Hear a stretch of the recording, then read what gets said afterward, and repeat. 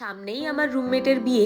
আমার ৩ জন রুমমেটের মধ্যে ২ জনের তো অলরেডি হিল্লে হয়েই গেছিল, আর ইনি হলেন ৩ নম্বর। আর সব থেকে বড় কোইন্সিডেন্সের ব্যাপার ছিল, আমাদের ৩ জনেরই ১০ মাস ডিফারেন্সে বিয়ে হচ্ছে।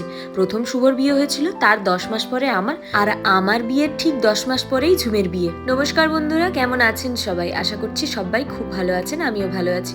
স্বাগত জানাই প্রতিদিনের অক্সিজেনের নতুন ব্লগে। রুমমেটের বিয়ে বলে কথা, প্রায়োরিটি লিস্টে কিন্তু আমরাই আগে। এদিকে কোণের কিছু সাজ বাকি থাকায় আমরা চলে এলাম ওর জন্য কিছু কেনাকাটা করতে, মানে ওর সঙ্গে সঙ্গ দিতে আর কি। এখানে আমাদের গঙ্গারামপুরে খুব সুন্দর একটা জুয়েলারি শপ আছে, যেখানে খুব সুন্দর সুন্দর সিটি গোল্ডের কালেকশন পাওয়া যায়। সত্যি দোকানটা এত সুন্দর সাজানো, এখানে এলে কোনো জিনিস পছন্দ না করে আপনি যেতেই পারবেন না, এতটাই সুন্দর সুন্দর কালেকশন। তবে সব থেকে হাসির জিনিসটা কি বলুন তো, যখন কোণের থেকেও বান্ধবীর সাজের প্রায়োরিটিটা বেশি থাকে। মানে আজকে কোণে যে যে জিনিসগুলো কিনেছে তার থেকে বেশি জিনিস আমি কিনেছি। ওর ২,০০০ টাকা হয়েছে আর আমার মাত্র ৩,০০০ টাকা। এত সুন্দর সুন্দর জিনিস দেখে কি আর নিজেকে আটকে রাখা যায় বলুন তো?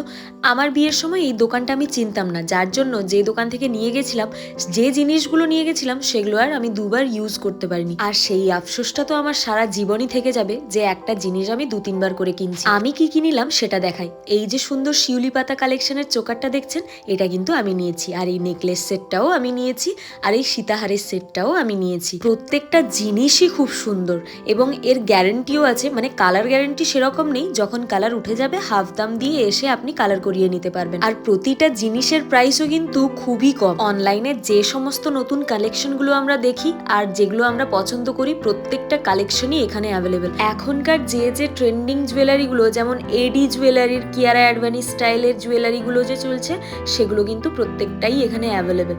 সত্যি এত সুন্দর সুন্দর কালেকশন রেখেছে যে এই দোকান থেকে আর বেরোতেই ইচ্ছে করছে। আমার শপিং তো আমি যেন তেন করে শেষ করেই নিয়েছিলাম, কিন্তু কোণের শপিং আর শেষ হচ্ছে না।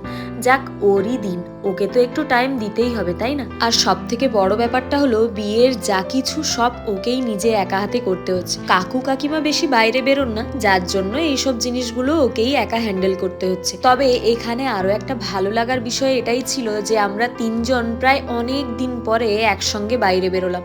এখন সেরকম আর বেরোনোই হয় না। তবে বিয়ের আগে যতই বলি না কেন যে আমরা চেঞ্জ হব না, বিয়ে করার পর কিন্তু আমরা সকলে চেঞ্জ হয়ে যাই, যেমন আমিও হয়েছি। চলুন এবার একটু পেট পুজো করে নেওয়া যাক। আচ্ছা, আপনাদের সামনে যদি ফুচকার দোকান থাকে আর আপনাদের খিদেও পেয়েছে, তাহলে কি লোভ সামলাতে পারেন আপনারা? সত্যি কথা বলতে আমরা একেবারেই পারি না। যাক, গিয়ে ফুচকা তো খাওয়া দাওয়া হলো, দই ফুচকাও খেলাম আর এমনি ফুচকাও খেলাম। খাওয়া দাওয়া শেষ করেই এলাম ফলের দোকান, আর এখান থেকে যাব বিরিয়ানির দোকানে। আজকে ভাবছি একটু বিরিয়ানি খাবো, জানেন তো অনেক দিনই বিরিয়ানি খাওয়া হয়নি। রুমে গিয়েই খাওয়া দাওয়া করে আবার সকাল সকাল উঠতে হবে। কাল আমার বান্ধবীর আইবুড়ো ভাত দেবো ভেবেছি। সকাল সকাল উঠতে কার ভালো লাগে বলুন তো? কিন্তু আজকে আমাকে উঠতে হয়েছে এই কারণেই, আজকে অনেক কাজ আছে। এই যে সকালবেলা উঠলাম, এরপর আমি হয়তো একটু রেস্ট পাবো না। আমাদের কাজের দিদি আসবে ঠিকই, কিন্তু হাতে হাতে কাজগুলো তো আমাকেই গুছিয়ে দিতে। সমস্ত কাজ শেষ করে আইবুড়ো ভাত দিয়ে আবার আমার ২জনকেই যেতে হবে ডিউটি।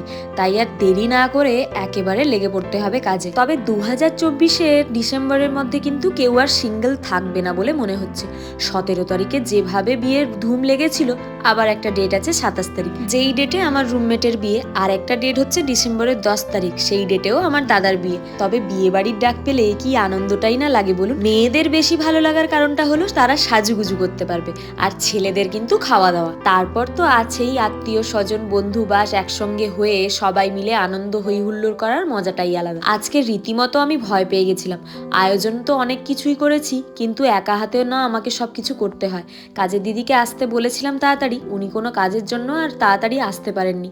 এদিকে আমার হার্টবিট বেড়ে গেছে, এত আয়োজন আমি একা করব কি করে? এর আগেও হয়তো করেছি, কিন্তু সেটা ছুটির দিনে।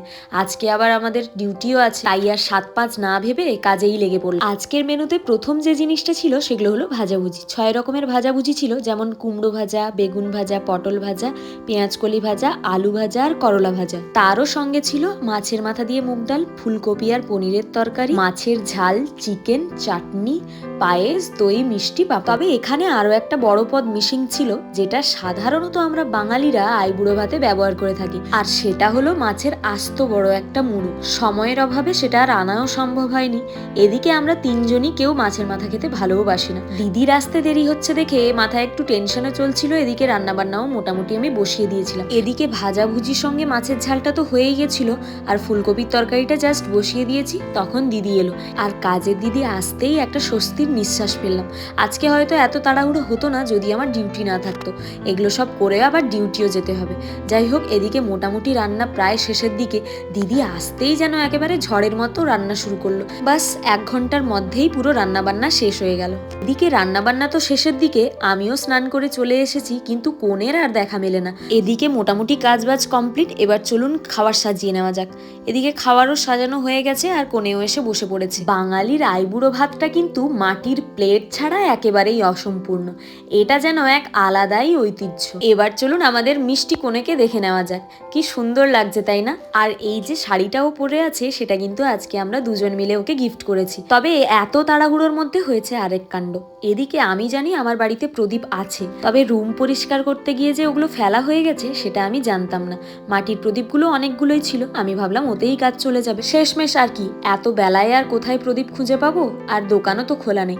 তাই ভাবলাম ওই ফুল আর দুব্বো ঘাস সঙ্গে একটু চাল দিয়ে ওকে আশীর্বাদ করে দেওয়া যায়। তবে জানেন তো, বিয়ের আগের যে স্মৃতিগুলো সেগুলো অনেকটাই মধুর হয়। যখন এখানে আমি প্রথম এলাম 4 বছর আগে, তখন এদের দুজন কাউকেই চিনতাম না।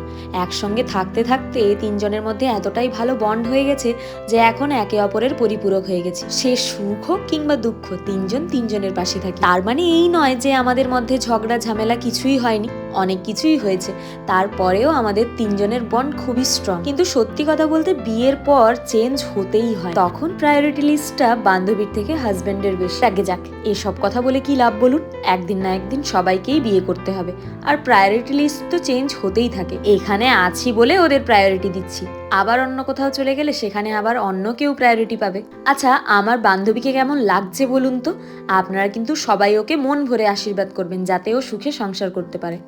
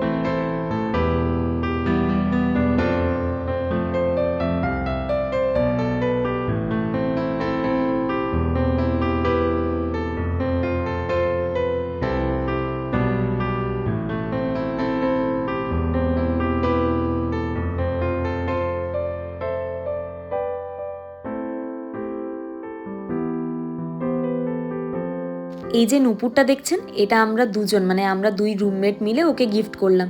বিয়ের দিন যেহেতু আমাদের একটু যেতে লেট হবে, তাই আগের থেকেই দিয়ে দিলাম। সত্যি কার কপালে যে কোথায় কি লেখা আছে একেবারেই বলা যায় না। আমার বিয়েটা যেমন আমার প্ল্যানে ছিল না, তেমন ওরও সেরকম কোনো প্ল্যান ছিল না, কিন্তু হঠাৎ করেই হয়ে গেল। যাক, যেটা হয় ভালোর জন্যই হয়। তবে হ্যাঁ, এখনো যারা এই চ্যানেলটিকে সাবস্ক্রাইব করেননি তারা কিন্তু তাড়াতাড়ি সাবস্ক্রাইব করে দেবেন, আর নিচে থাকা বেল আইকনটি ক্লিক করবেন, যাতে পরবর্তী আপডেটসগুলো আপনারা পেতে থাকেন। আর হ্যাঁ, লাইক কমেন্ট শেয়ার করতে কিন্তু একেবারেই ভুলবেন না। তবে এর পরের ব্লগটি কিন্তু বেশ ইন্টারেস্টিং হতে চলেছে। শেষ শপিংটা ছিল কোণের জুতো সিলেকশন, আর সেটা করতেই আমরা দুজন আজকে গঙ্গারামপুর গেছিলাম। আজকের ভিডিওটা এখানেই শেষ করলাম। ভালো থাকবেন, টাটা।